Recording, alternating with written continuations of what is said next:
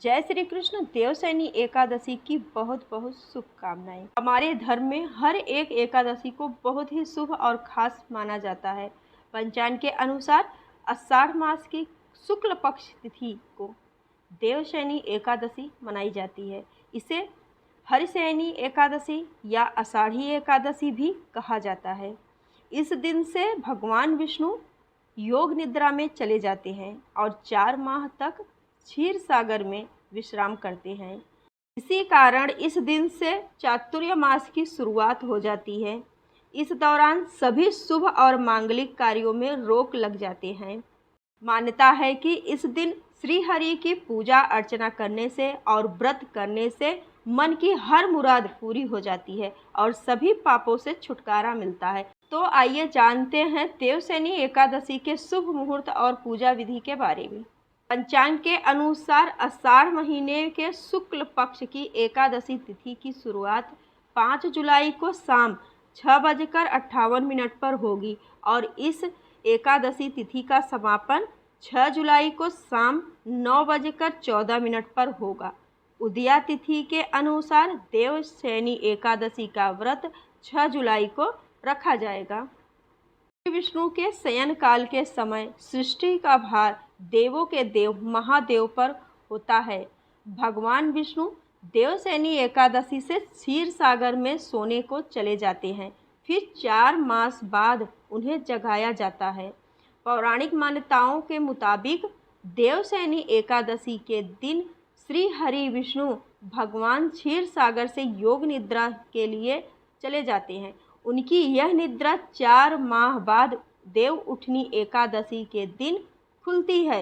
इन 4 महीने के दौरान भगवान शिव को संसार के संचालन की जिम्मेदारी सौंप दी जाती है। सारे मांगलिक कार्य इसीलिए बंद हो जाते हैं। लोगों का मानना है कि भगवान अभी निद्रा में हैं, ऐसे में किसी भी शुभ कार्य में भगवान का आशीर्वाद नहीं मिल पाएगा।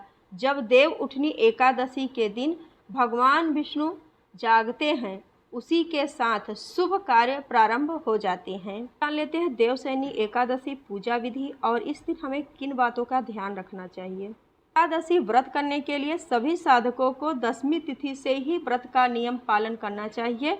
10वीं तिथि के दिन ही पहली बात तो बगैर लहसुन प्याज का भोजन करना चाहिए और सूर्यास्त से पहले ही भोजन कर लेना चाहिए, वो भी बगैर नमक के, यानी कि मीठे से ही भोजन करना चाहिए और जल्दी ही अगले दिन यानी ब्रह्म मुहूर्त में उठकर शुद्ध स्नान करें, यानी पानी में थोड़ा सा गंगा जल मिलाकर स्नान करें। साफ सुथरे पीले रंग के वस्त्र धारण करें, क्योंकि पीला रंग इस दिन विशेष शुभ माना जाता है। हाथ में गंगा जल, ताजे फूल और अक्षत लेकर मन में व्रत का संकल्प लें और भगवान विष्णु की पूजा करने का संकल्प दृढ़ निश्चय करें। पूजा वेद को साफ करें और उस पर पीले रंग के वस्त्र से सजावट करें।